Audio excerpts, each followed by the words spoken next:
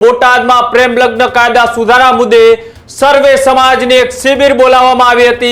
સાથે જ પટેલ, કોળી, બ્રાહ્મણ, માલધારી અને પ્રજાપતિ સહિતના સમાજો આ જે બેઠક હતી તેમાં જોડાયા હતા અને ખાસ કરી સાળંગપુર મંદિરના પૂજારી ધર્મેન્દ્ર મહારાજની ઉપસ્થિતિમાં એક કાયદા સુધારા અંગે આ એક બેઠક બોલાવવામાં આવી હતી કે આ લગ્ન નોંધણીનો કાયદો છે તેમાં સુધારો કરવામાં આવે।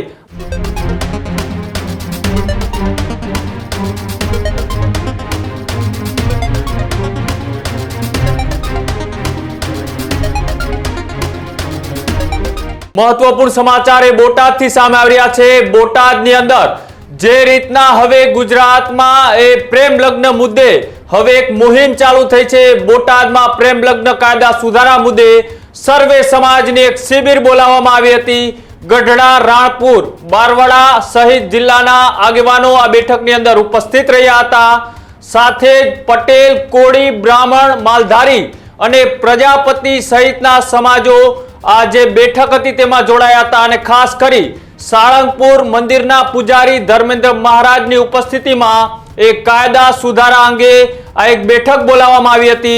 आ बेठकनी अंदरथी ए जे प्रेम लग्नने लई ए पाटीदार समाजे एक मुहिम उपाड़ी छे। कायदामां फेरफारनी ए सरकार पासे मांग राखी छे। तेने लई हवे ए बोटादनी अंदर पण एक बेठक मळी। आ बेठकनी अंदरथी एक चिंतन करवामां आव्युं अने साथे जे प्रेम लग्न करी अने भागी जनार जे दीकरा अने दीकरीओ छे तेनी नोंध ए हवे सर्व समाज लई रह्युं छे। आज मुद्दे हवे प्रेम लग्न नोंधणी कायदामां फेरफारने लई जे आ मुहिम हवे गढ़डामां पण थई छे। गढ़ड़ा बाद ए बोटाद सहितना अलग अलग ए भावनगरना विस्तारो छे तेना आगेवानो पण उपस्थित रह्या हता। आ बेठकनी अंदर खास करीने साळंगपुर जे हनुमान मंदिर छे तेमना पूजारी धर्मेंद्र महाराज पण उपस्थित रह्या हता। तेमने पण मांग करी छे के आ लग्न नोंधणीनो कायदो छे तेमां सुधारो करवामां आवे। आ बेठकमांथी शुं निवेदनो सामे आव्या आवो ते पण जोईए। मासु कुजमजीभाई कणजरिया समस्त सतवारा समाज बोटादना प्रमुखश्रीनी जवाबदारी निभावुं छुं। सर्व समाजने कीर्तन बेठकનું આયોજન થયું છે। આ બેઠકની અંદર આગામી દિવસોમાં કેવા પ્રકારની રણનીતિ નક્કી કરી? ખાસ તો અત્યારે તમામ સમાજના મુખ્ય આગેવાનોની સતત 5 દિવસથી ચિંતન ને ચિંતા ચાલુ હતી કે આપણે આ જે લવ મેરેજવાળો જે વિષય છે એના અંગે જે દીકરીઓ જ્યારે વાલીઓ 18 વર્ષ સુધી દીકરીને મોટી કરતા હોય છે અને પછી જે ભાગીને લગ્ન કરી લે છે, જે દીકરીઓને આનું પૂરતું જ્ઞાન હોતું નથી, તો આ અંગે સરકારશ્રી સમક્ષ રજૂઆત કરવા માટે આગામી શું રણનીતિ કરવી એના માટે આજે સમઢિયાળા મુકામે દરેક સમાજના બોટાદ અને તાલુકાના તમામના આગેવાનો અહીંયા એકત્ર થયા છે અને આગામી સમયમાં સરકારશ્રી સમક્ષ રજૂઆત કરવા માટે કેવી રણનીતિ કરવી એ આજની આ બેઠકમાં નિર્ણય થનાર છે।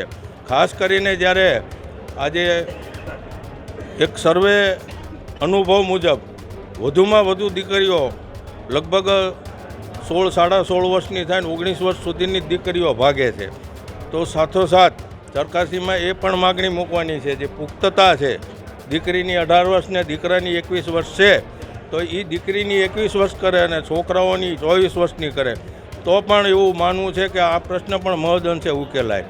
બીજું ખાસ કરીને વાલીઓ જે પેટે પાટા બાંધીને જે દીકરીઓને મોટી કરી હોય છે અને એની જે વેદના હોય છે, સમાજના આગેવાન તરીકે ઘણા કિસ્સાઓ અમારી પાસે આવતા હોય છે જેનું અમે વર્ણન પણ ન કરી શકીએ। તો આની ખૂબ ચિંતા છે। દરેક સમાજ આમાં જાગૃત થયો છે, દરેક સમાજનો ખૂબ ઉત્સાહ છે। આગામી સમયમાં હજીમાં વધુ સંખ્યામાં બીજા હજી જે સમાજો કદાચ રહી ગયા છે 2-5 સમાજ એને પણ એકત્ર કરી એક પણ સમાજ બાકી ન રહે અને આ અંગે સરકારને જગાડવી પડશે તો જગાડશું અને આ અંગેનો જે કડકમાં કડક કાયદો કરે એ માટેની માગણીમાં આગળ વધીશું અમે।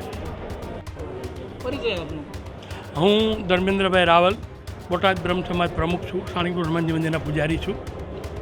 ખાસ કરીને આજે સર્વ સમાજની ચિંતન બેઠકનું આયોજન થયું છે, એમાં જે પ્રેમ લગ્ન બાબતના કાયદામાં સુધારાને લઈ આ તમારી દૃષ્ટિએ તમે કેવી રીતે જોવો છો?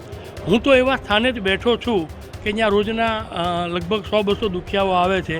એની અંદર એવરેજ દિવસની અંદર 2 થી 4 માતા પિતાઓ પોતાની દીકરીને લઈને આવે છે અને કહે છે કે બાપા અમારી આ દીકરી માનતી નથી અને એને એવા છોકરા જોડે લગ્ન કરવા છે જે કે અમારા કુટુંબને લાયક નથી, દારૂડિયો હોય, વ્યભિચારી હોય, જુગારીઓ હોય, વિધર્મી હોય, એની સાથે લગ્ન કરવા માટે મા બાપ ના પાડતા હોય અને દીકરી માનતી નથી. તો આ સમયે આ તકે અમે દરેક સમાજની પણ માગણી એવી છે, અમારી પોતાની પણ માગણી એવી છે કે દીકરીના મા બાપની સહી વગર દીકરીઓ લગ્ન ન કરી શકે.